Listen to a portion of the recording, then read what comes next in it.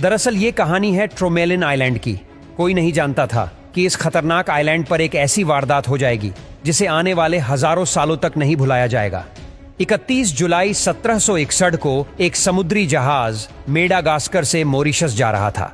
इस जहाज के कप्तान का नाम था जॉन और वो रात में रास्ता भटक गए थे। वैसे ये जहाज चावल लेकर जा रहा था, लेकिन उस समय काले लोगों को गुलाम बनाने की प्रथा थी और पैसों की लालच में इस जहाज के कप्तान ने 160 काले गुलामों को सस्ते दामों पर खरीद लिया। काले गुलामों को वैसे वो रॉड्रिग्स आइलैंड पर छोड़ने जा रहा था, लेकिन जल्दबाजी में रास्ता भटकने की वजह से ये जहाज ट्रोमेलिन आइलैंड पर जा पहुंचा।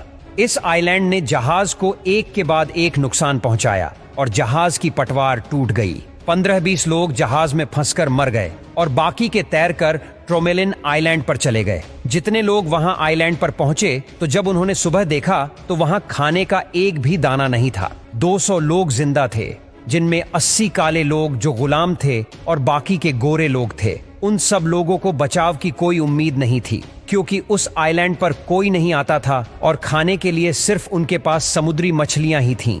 अब कप्तान ये सब देखकर पागल हो गए और अब कमान संभाली कप्तान ट्रेमोलिन ने। उन्होंने सबको आदेश दिया कि सब जाकर जहाज का मलबा इकट्ठा करते हैं और वहीं से कुछ खाने का भीगा सामान भी मिल जाएगा। पानी इतना कम था कि कुछ ही दिनों में लोगों की पानी की कमी से मौतें होने लग गईं। उस आइलैंड पर 2 ग्रुप थे, एक काले लोगों का और एक गोरे लोगों का।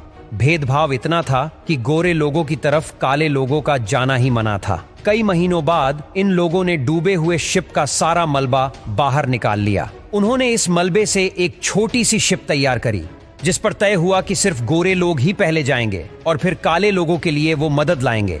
काले लोग बस उम्मीद भरी आंखों से उन्हें देखते रहे। 4 दिन बाद गोरे लोग मेडागास्कर पहुंच गए। वहां गवर्नर को उन्होंने पूरी स्थिति बताई और उनकी मदद करने को कहा, लेकिन गवर्नर ने मदद नहीं करी। उनका कहना था कि तुम्हारी हिम्मत कैसे हुई मेरी इजाजत के बिना गुलामों की तस्करी करने की? तुम्हारी कोई मैं मदद नहीं करने वाला। इसके अलावा फ्रांस और इंग्लैंड में उसे समय युद्ध भी चल रहा था। दिन, महीने और साल बीतने लग गए और वो काले गुलाम वहीं फंसे रहे। काले गुलामों ने भी उम्मीद छोड़ दी और उन्होंने चट्टानों का ही घर वहां बना लिया। साल बीतने के साथ ही एक एक गुलाम मरता चला गया। लेकिन हैरानी की बात यह है कि कप्तान ट्रेमोलिन अभी भी गुलामों को बचाने का प्रयास कर रहे थे और 15 सालों बाद फाइनली जाकर ट्रेमोलिन की मदद करने को वो तैयार हो गए। पहले तो काले लोगों को बचाने के लिए 2-3 जहाज वहां गए, लेकिन वो सब तूफान में फंस गए या चट्टानों से टकराकर वापस आ गए। लेकिन फिर 1776 को एक जहाज वहां पहुंचने में कामयाब हो गया। अनुमान के मुताबिक वहां पर 60 के करीब लोग होने चाहिए थे, लेकिन उस समय केवल 7 ही इंसान वहां पर बचे हुए थे और वो भी सभी महिलाएं ही थीं। एक महिला के गोद में छोटा बच्चा भी था, जो शायद इसी द्वीप पर पैदा हुआ था। उन महिलाओं ने पंछियों के पंखों से बने कपड़े पहने थे। इन महिलाओं और छोटे बच्चों को रेस्क्यू कर लिया गया।